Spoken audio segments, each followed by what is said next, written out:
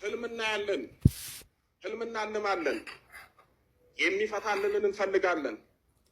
አንዳንዶቻችን ልክ ናቡከደነጾር ለአስማተኞቹ ህልሙን ለማስፈታት እንደሞከረ ህልም መፍታት የማያውቁ ስለ ህልም የማያውቁ ሰዎች ጋር ሄደን ዛሬ በህልሜ ይሄንን አየው፣ ዛሬ በህልሜ እንዲህ ተነገረኝ፣ እንዲህ ተባልኩኝ ብለን የምንናገር ሰዎች አለን።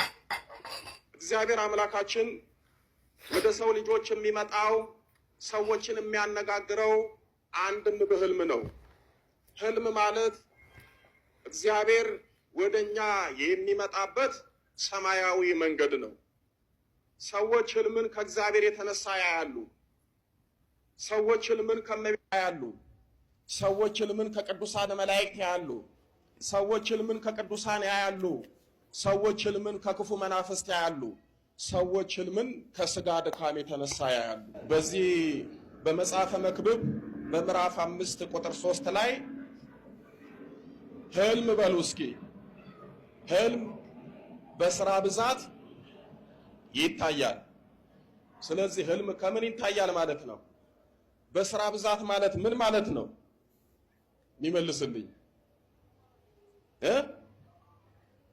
በምናችን በዋልንበት ጥሩ ነው። በነገራችን ላይ ቀን የዋላችሁትን ውሎ ማታ በህልማችሁ ደግማችሁ ታያላችሁ። ቀን የተናገራችሁትን ሌሊት ስትናገሩ ታድራላችሁ። ሰው በስራ ብዛት ህልም ያያል ማለት ሰው ከስጋዊ ስራው ወይም ደግሞ ከስጋው ድካም የተነሳ ህልም ያያል ማለት ነው። ይሄ ህልም አይደለም። ሰው ከስራ ብዛት ወይም ደግሞ ከስጋው ድካም የተነሳ ህልም ካየ ይሄ ህልም ሳይሆን ቅዠት ነው። እንደነገርኳችሁ ሱባኤ ገብታችሁ ጸሎት ይዛችሁ ከእግዚአብሔር ዘንድ ህልም ታያላችሁ። ምክንያቱም እግዚአብሔር ወደኛ የሚመጣው አንድም በህልም ነው። በዚህ በኦሪት ዘፍጥረት በምዕራፍ 20 ቁጥር 3 ላይ እግዚአብሔርም ሌሊት በህልም ወደ አቤሜሌክ መጣ ይላል። ወደ ማን መጣ? ወደ አቤሜሌክ መጣ። ስለዚህ እግዚአብሔር አምላካችን ወደኛ የሚመጣው በህልም ነው። ህልምን ስታዩ ለመናገር ለማስተርጎም አትቸኩሉ። ሱባኤም ገብታችሁ በቤታችሁም በጸሎት ተወስናችሁ እንዲሁም ደግሞ ዝም ብላችሁም ተኝታችሁ እግዚአብሔር በቸርነቱ ህልም ሊያሳያችሁ ይችላል። ስለ ህይወታችሁ ሊጠቁማችሁ ይችላል። በህልም የወደፊት ህይወታችሁ ሊነገራችሁ ይችላል። ህይወትም ይሁን ሞትም ይሁን ህይወት ከሆነ እንድንጠቀምበት፣ ሞት ከሆነ ደግሞ እንድንጠነቀቅበት እግዚአብሔር አምላካችን ህልም ያሳየናል። ያንን ያየነውን ህልም ሳንደነግጥ ቁጭ ብለን አስተውለን ከቻልን ራሳችን ማሰብ፣ ካልቻልን ደግሞ እንደው ለአባቶች ነው መንገር ያለብን። አንዳንዶቻችን ህልም አይተን ጠዋት እስክንናገር የሚያቅበጠብጠን ሰዎች አለን። ሱባኤም ገብተን ጸሎትም ይዘን በድንገት እንኳን አስገራሚ ህልም ካየን በልቦናችን አንይዝም፣ በልቦናችን አናኖርም። ለጓደኛችን፣ ለወዳጃችን፣ ላገኘነውም ሰው እስክንናገር የምንቾክል ሰዎች አለን። ህልማችሁን ሚስጥራችሁን በልቦናችሁ ያዙ። በዚህ በሉቃስ ወንጌል በምዕራፍ 2 ቁጥር 52 ላይ እመቤታችን በልቦናዋ ታኖረው ነበር ይላል። በምን ታኖረው ነበረ? በልቦናዋ። ልጇ አምላክ እንደሆነ ለሰው አልተናገረችም፣ በልቦና አኖረች። እመቤታችን ህልምና ራእይ ስታይ ለሰው አትናገርም፣ ዝም ነው የምትለው። እንደነገርኳችሁ እግዚአብሔር ብዙ ሚስጥር በህልም ይገልጽልናል። አንዳንዶቻችን እንደው ሰው ህልም ሲነግረን ከትዕቢታችን የተነሳ እማንሰማና ማንቀበላለን። ጥሩ ነው፣ ህልምን አለማመን ጥሩ ነው፣ መጠርጠርም ጥሩ ነው። አንዳንድ ጊዜ ግን የህይወታችንን አቅጣጫ ተከትሎ የሚመጣ መልእክትና ህልም ወይም ደግሞ ከህይወታችን ጋር የተገናኘ ህልም ስንሰማ አሊያም ደግሞ ሰዎች እንደዚህ አይነት ህልም አየው ብለው ሲነግሯችሁ ዝም ብላችሁ አትናቁት። ስሙት፣ አዳምጡት፣ አስተውሉት። ከናንተ ጋር የሚሄድ ከሆነ ተቀበሉት። ከናንተ በተቃራኒ ደግሞ ከሆነ አሊያም ደግሞ ከመንፈሳዊ ህይወታችሁ ጋር የማይስማማ የማይጣጣም የማይገጥም ከሆነ ተውት። ነገር ግን ህልምን እግዚአብሔር ለምን ለኔ አላሳየኝም፣ እንዴት በሰው ይነገረኛል ማለት ይሄ ትልቅ መንፈሳዊ ትዕቢትና ውድቀት ነው። በጣም የሚገርማችሁ እናታችን ድንግል ማርያም ታውቃላችሁ፣ ሊቀ መላኩ ቅዱስ ገብርኤል መጥቶ ትጸንሲ ወይም ደግሞ ትጸንሻለሽ ከሶስቱ አካላት አንዱን እግዚአብሔር ወልድን ትወልጃለሽ ብሎ መልአኩ ቅዱስ ገብርኤል በአካል መጥቶ ክንፉን ዘርግቶ ሰላምታ ሰጥቶ ብስራቱን ነግሯታል። እንደምትወልድ በመላካዊ አንደበቱ በደንብ አሳውቋታል። ይሄንን የቅዱስ ገብርኤልን ብስራትና የምስራች ድንግል ማርያም በዓይኗ አይታለች፣ በጆሮ ሰምታለች። ነገር ግን ጌታችን መድኃኒታችንን ኢየሱስ ክርስቶስን ከወለደች በኋላ 2 ዓመት ሲሆነው ሕፃኑ የእግዚአብሔር መልአክ ትላንት ጌታችንን እንደምትወልድ ለራሷ ለድንግል ማርያም በአካል መጥቶ ነገራት።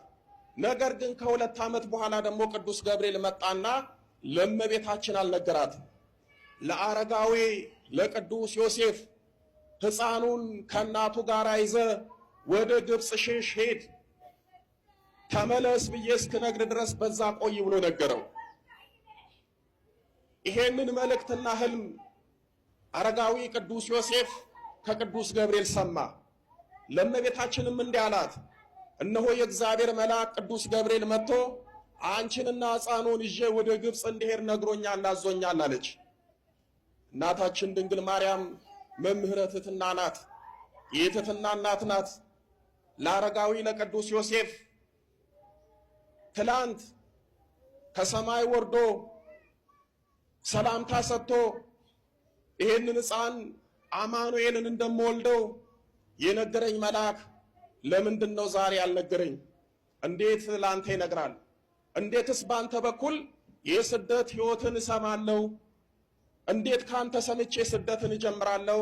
አይሆንም፣ ትላንት የነገረኝ ገብርኤል ዛሬም ይንገረኝ አላለች። እሺ ብላ ሰማች። አረጋዊ ቅዱስ ዮሴፍ የነገራትን ህልም ተቀበለች። ከዛ በኋላ ስደት ጀመረች። እንደገና 3 ዓመት ከ6 ወር ወይም ደግሞ 4 ዓመት ከተንከራተተች ከተሰደደች ብዙ መከራ ከተቀበለች በኋላ እንደገና የእግዚአብሔር መልአክ ለቅዱስ አባታችን ለአረጋዊ ሕፃኑን ከእናቱ ጋር ይዘህ ሂድ፣ ሄሮድስ ሞቷል፣ ተመለሱ ወደ ሀገራችሁ ብሎ ሲነግረው እንደገና ለእመቤታችን ነገረ። ተያይዘው ወደ ሀገራቸው ተመለሱ። ቅዱስ ገብርኤል ትላንት ያበሰራት ዛሬ መንገር አቅቶት አይደለም፣ የእመቤታችን ክብርና ትሕትና ሊያሳውቀን ነው። አንዳንድ ሰዎች አሉ፣ ይጸልያሉ፣ ሱባኤ ይገባሉ፣ ይሰግዳሉ፣ በጥሩ መንፈሳዊ ሕይወት ወይም ደረጃ ላይ ናቸው። ነገር ግን የጸሎታቸውን ፍሬና መልስ ለማወቅ እግዚአብሔር በአንድም በሌላ ሰው ሲነግራቸው የምጸልየው እኔ የሚያየው ከሌ እኔ ሱባኤ ገብቼ እኔ አንብቼ እኔ አልቅሼ እግዚአብሔር ለምን አልነገረኝም፣ እመቤታችን ለምን ለኔ አላሳወቀችኝም ብለው ራሳቸውን የሚፈትኑ ሰዎች አሉ። እንደዚህ እንዳትሆኑ። እግዚአብሔር የሚገባችሁ ከሆነ ለራሳችሁ ይነግራችኋል።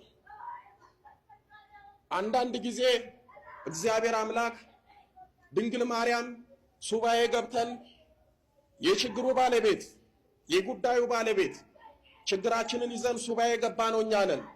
የጸለይ ነው የሰገድ ነው የለፋ ነው የጾም ነው እኛ ነን። ለኛ መንገድ ሲገባ ለሌላ ሰው የሚነግሩት አንድም እኛ ህልሙን አይተን እንዳንጠራጠር ነው።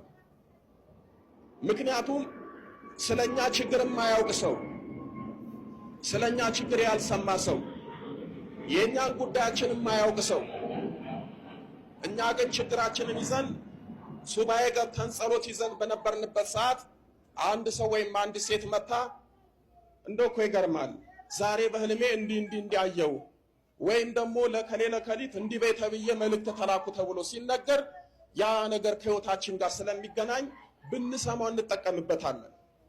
ስለዚህ አንዳንድ ጊዜ የራሳችንን ህልም እንዳንጠራጠር እግዚአብሔር በሌላ ሰው ይነግረናል። አንድም ደግሞ የዛን ሰው ክብር ሊያሳውቀን በዛ ሰው መልእክት ይልክልናል። እንደነገርኳችሁ እግዚአብሔር ካስፈለገው ለራሳችን ይነግረናል፣ አሊያም ደግሞ በአንድ ወዳጁ በኩል ይነግረናል። በፊት የውጊያ ጥበቦችን መረዳት ነው። አሁን ቤተክርስቲያናችን ተሳላሚ ሰዎች አይደለም ያጣችው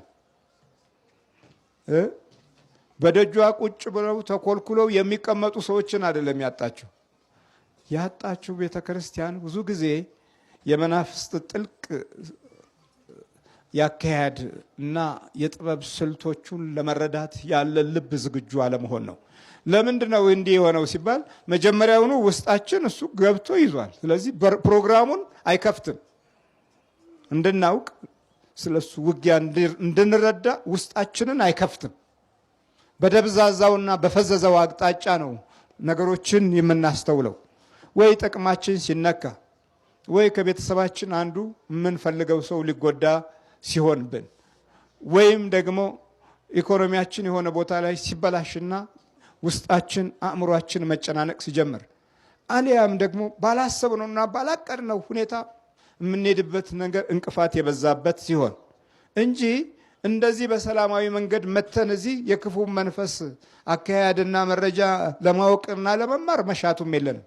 እንደውም በአብዛኛው ዛሬ አንዳንዶቹ እስቲ ሄደን እንደበር የሚሉ ናቸው።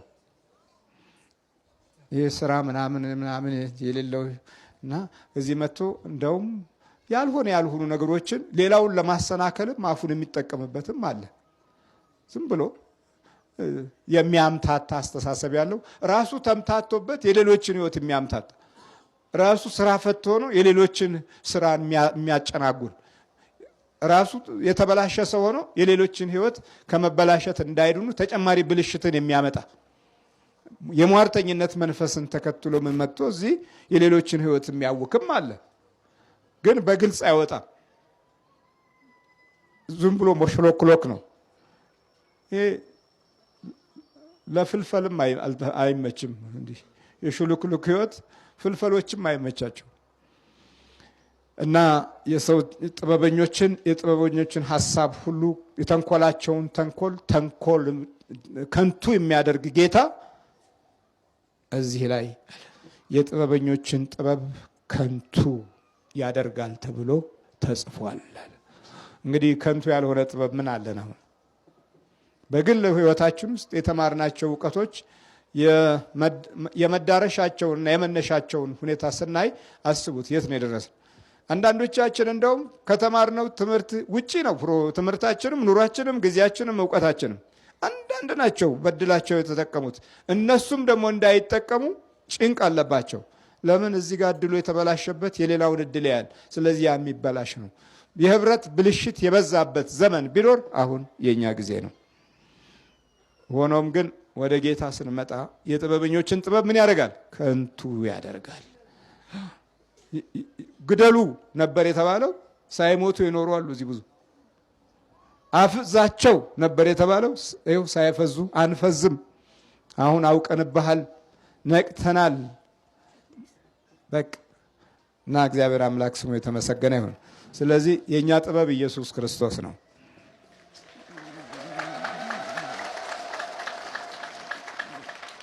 የኛ ጥበብ እመቤታችን ቅድስት ድንግል ማርያም ናት። የኛ ጥበብ ቅዱሳን ጻድቃን ሰማዕታት ናቸው። ሚስጥራዊ ጥበብ ሌላ ምንም የለም። ይሄ የሚቀበረው ምን የሚባለው ውሸት ነው። የክርስቶስን ስጋና ደም ሰውነቱ ውስጥ ቅበረው፣ እሱ ሕያው ነው። ከዛ በኋላ ትንሣኤ ነው። ሌላ ምንም የጠላትን ኃይል የምንይዝበትና የምናጠቃበት ምንም ሌላ የለም። ያው የእድገቱ እንዳለ ሆኖ ወጣሁኝ። ወደ ውጭ ዓለም ሄጄ ስራ ገባው። ትንሽ ነኝ በጣም ስራ ገባው፣ አልሆነልኝም። ተመልሼ መጥቼ ክላስ ከወሰደችኝ ልጅ ጋር ቆሜ እያወራው እያለው አንድ ነጭ ናት መጣችና ጉንጬን ሳመች መምህር። ከዛ ክትክት ብለው ሳቁ ሁሉ። ከዛ ምንድናት አልኳት። ሌዝቢያን ናት አሉኝ። ምንድነው ሌዝቢያን? ወይ ሲሳሳባየሽው አወቁሽ? በቃ አሁን ነው በሳሳቡ የገባኝ። አሁን ነው መንፈሱ እንደጠራት ወደ ያንቺው ነው ሄዶ እሷ ላይ አርፎ ነይና ሳሚያት ያለው እንጂ እነሱ ያንቺው ነው። ለምን ሊያገናኝ ስለፈለገ ነው። የሚገርም ነው በጣም ትክክል። መታ ጉንጬን ስትስመኝ ደነገጥኩ። እኔ ልጅ ነኝ በጣም ማምር፣ ያው ቁርበቱ የሚያምር ማለት ነው። የሚያምር ቁርበት በዛን ሰዓት ያው ለሁሉም እይታ የሚስብ ቁርበት ስለነበረ መታሳመኝ ጉጬ። ከዛ ስትስመኝ ደነገጥኩ። ምን ሆና ነው ምንድን ናት ምናምን ስል ወይኔ እነዚህ እኮ ሴት ለሴት ሌዝቢያን ናት አለችኝ። ስላልገባኝ ምን እንደሆነ ብዙም ኬር አልሰጠሁም፣ ተውኳት። አልገባኝም። ገብቶሃል አይደል? ከዛ ይሄንን አልኩልህ። ይሄንን ብዬ እያለው አንድ ሰውዬ በዛው እያለፈ ይመጣል። ይሄ ሰውዬ የተለያዩ ሴቶችን እያስረገዘ እየደፈረ የሚጫወትበት ገንዘብ ስላለው ብቻ ይህን የሚያደርግ ሰው አበሻ ነው። ከዛ ነጭ ነው። ከዛ ይደውልላትና ከእሱ ጋር ትነጋገርና እኔ ልትሸጠኝ እሷ ማለት ነው። ከዛ ሂጂ በቃ ስራ ተገኝቶልሻል ተባልኩና ሄድኩ። ሲሄድ አንዷ ቁጭ ብላ ታለቅሳለች፣ አንዷ እርጉዝ ናት። የሌላ ዜጎች ናቸው፣ ኢትዮጵያኖች አይደሉ። ከውስጥ ደግሞ መኝታ ቤት ላይ አንዷን ያስጮሃታል እንደሞት። ከዛ ምንድን ነው ይሄ ነገር? ምን ቤት ነው? ምንድን ነው እያደረግ? ስራ አለ እኮ ብለውኝ የመጣሁት አልኳት ልጅ። ከዛ አንድ በተሰባበረች እንግሊዝኛ በዚህ ቤት ያለው ስራ ይሄ ነው ብላ ሆዷን አሳየችኝ ማለት ነው እርጉዟ። ከዛ እና ምን ማድረግ አለብኝ አልኳት። በዛን ሰዓት እኔ ቋንቋ ራሱ እንዴት እንደመጣ አላውቅም። ያው ስላሴ መቼም ይረዳል እንደ ኃጢአት ሳይሆን እንደ ቸርነቱ። ከዛ ሂጂ በዚህ በኩል አድርገሽ እንደዚህ የመጣሽበትን ቢሮ ታውቂያለሽ ስትኝ አዋቀዋለሁ አልኩት። እንዲህ አድርገሽ ሂጂ አለች አንደኛዋ። ያቺ እያለቀሰች ነው። ከዛ አስተየችኝ ወጣሁኝ። ከዛ ወጣሁኝና መጣሁኝና ልጅቷን እንዴት እንደዚህ ታደርግኛለሽ ብዬ አበድኩ። እኔ እዚህ ወንድ ፍለጋ ነው እንደ የመጣሁት። በሀገሬ ወንድ ጠፋ። ይሄ በዚህ ላይ እኮ ልጃገረድ ነኝ፣ ወንድ አላውቅም። እንግዲህ ወንድ አላውቅም በስጋው ማለት ነው። እንዴት እንደዚህ ታደርጊያለሽ? እኔ እኮ እንዲህ አይደለም የመጣሁት እኮ ምናምን ብዬ በጣም አለቀስኩ፣ አበድኩኝ። ከዚህ ተቆጣት። እዛው ያለው የቢሮ ሰውዬ ወሰደኝና ራሱ ጋር የተወሰነ ጊዜ ያስቀመጠኝና እሱ ደግሞ ምን ያደርገኛል፣ ኮፊ ሾፕ አለ ሺሻ ምናምን የሚሸጥበት በቃ እዛ ስራች ያድርጓት ምናምን አለና ወሰደኝና እዛ እንድሰራ አደረገ። በጣም ይገርማል። ከዛ እዛ መስራት ጀመርኩኝ የተወሰነ ጊዜ ከ7 ወር ሰራሁ። ከዛ ከሰራሁ በኋላ ወጣሁና ሌላ ቦታ ገባሁ። እዛ የገባሁበት ቦታ ደግሞ ምን አይነት ከስተመር ነው የሚመጣው መምህር? እነዚህ ጌዎቹ ማለት ነው፣ ወንድ ለወንዶች የሚገርም እና እነዛ ከስተመር ሲመጡ እኔ እነሱን እንዳስተናግድ ነው የምደረገው። በዛን ሰዓት እንግዲህ ያው ግሎሲቡ እንዳለ ሆኖ በስጋው ግን ይሄ በስጋ ፍቃድ የወደኩበት አብሮ የወደኩት ወንድ የለም ማለት ከዛ እነሱ በሚመጡ ያኔ ነው። እስከዛ ሰዓት ድረስ ነው ያኔ ነው። እስከዛ ሰዓት ያለው ነው። ከወንድ ጋር አልተኛሽም? ጭራሽ አልተኛውም እስከዛ ሰዓት ድረስ። ኦኬ። ከዛ በስጋ ፍቃድ ከማንም ጋር አልወደኩም፣ ከወንድ ጋር አልተኛውም። ግን በግል ወሲብ ያው ቢሆነው ይሆናል። ከዛ እነዛ በሚመጡበት ሰዓት እነሱ የሚያደርጉት ሪአክት አለ፣ እንደ ሴት ለመሆን የሚሞክሩት ነገር ስላለ እሱን እያሳየው እኔ ህዝቡን በሳቅ እገላለሁ። በጣም ነው ማስቃቸው፣ ሌሎች ዜጎችንም ማለት ነው። እኔ እንደ መዝናናት ነው፣ አልገባኝም። ለካ እሱ ብዙ እየተጋባ ያለ ነገር አለ። እና ስመጣ ኮፊ ሾፕ ውስጥም እሷ ካላስተናገደች እንደሚሉት እኔ ካላስተናገድኳቸው በፍጹም ደስ አይላቸው። እኔን ማስተናገዳቸው ምናምን ነገር በቃ ብዙ ነገር። አሁን ነው ያ ሁሉ መሳሳ ማግኔት እንደሆነ የገባኝ አሁን ነው፣ የአንተ ትምህርት ከሰማሁ በኋላ ነው። ወንድ ልጅ ሲወለድ ብዙ ጊዜ ራሄሎ ወንድ ልጅ ላይ ነው ያለችው። ሴት ላይ ስትሆን ረውሃኒ እንትን ዙባንያ ነው የሚሏት እና መጥተው ዶሮ ያርዱላታል፣ ጥቁር ዶሮ ያርዱላታል። እዛው ሴቷ እግሯ እንደተከፈተ እዛው ዶሮ የእሷም እንደሚፈሳል የዶሮዋም እንደሚፈሰሰ ነው። ሰይጣኗ እዛው ልጁን ትለክፈዋለች። ከፈለገ ዱዳ፣ ከፈለገ ደንቆሮ፣ ጆሮ የማይሰማ ወይ ጎባጣ ወይ አይነ ስውር ሆኖ እንዲወለድ ምክንያት የምትሆነው እቺ መንፈስ ናት። ከዛ ደም ሽንት ቤት ደም እንዲቀመጥ ታደርገዋለች። ምናልባትም ደግሞ ሲጸዳዳ ማለት ነው እንግዲህ ደም የሚታያቸው ወንዶች ብዙ ጊዜ ራሄሎ መንፈስ ያለችባቸውና የሴት ዛር መንፈስ ያለችባቸው ናቸው። እቺ መንፈስ ካለች ደግሞ ግለ ወሲብ የመፈጸም እድላቸው በጣም ሰፊ ነው። የግለ ወሲብ ሱሰኛ የሆኑት አብዛኞቹ እነዚህ ናቸው። ከዛ ቀጥሎ ደግሞ ግብረ ሰዶማዊ ሌዝቢያንና ሰዶማዊ የመሆን እድላቸው በጣም ሰፊ ነው። እንዲያውም 90% ራሄሎ ነች ግብረ ሰዶም የምታረገው። ሌዝቢያንም የምታረጋቸው እቺ መንፈስ ናት። ያው የወንድ የሴት ማሊያ እየለበሱ ማለት ነው። እና እቺ መንፈስ መሆኗ ምልክቱ ደግሞ እየደበደባት አንዲት ሚስት ማለት ነው እየደበደባት እየመታት ደም በደም እየሆነች ምን እያለች ባሏን እጅግ በጣም የምትወድ የምታፈቅር ትዳሯን ጥላ ማትወጣ ሴት በየቀኑ በየጊዜው ድብደባ እየደረሰባት ማለት ነው። ይሄ መስተፋቅርም የተደረገባት ሴት ምልክት ነው። እንደገና ራሄሎ መንፈስ ኖሮበት ባልየው ላይ ሚስት ሲያገባ ባሌን ተይልኝ፣ ዞር በይ ከዚህ አትንኪብኝ እያለች እንደሆነ ነው የሚታወቀው። ለዝሙት ሲሆን ያገኛታል፣ ከዛ ደግሞ ሲፈልግ ደግሞ ይቀጠቅጣታል ማለት ነው። ሴቶች ላይ ሲሆን ደግሞ ይገለበጣል። እና ይሄንን በነጮች ላይ በምን ታዩታላችሁ? በአለንጋ በመገረፍ በሴክስ የሚረኩ ሰዎች የሉም? አላያችሁም? እንዲያውም ሙቪ ሁሉ ፊልም ሁሉ ሰርተውበታል። እና በመገረፍ ነው የሚረኩት፣ ይጀለጣሉ ባለንጋ እና የተለየ ተፈጥሮ አለን ብለው ነው የሚያስቡት። ግን መንፈስ ነው፣ ራሄሎ ናት። ጀርባቸው ሰንበር በሰንበር ሲሆን ደም ሲወጣቸው ምናምን እርካታ ይሰማቸዋል። እና ያ በጣም የሚገርም ነው አንዳንድ ጊዜ። እና ሰዎች እንደ አንድ ትልቅ ነገር ቆጥሮት መስሪያ ቤት ሁሉ ተከፍቶበት ምናምን ድርጅት ተከፍቶበት ሰዎች እየመጡ እዛ ይገረፋሉ።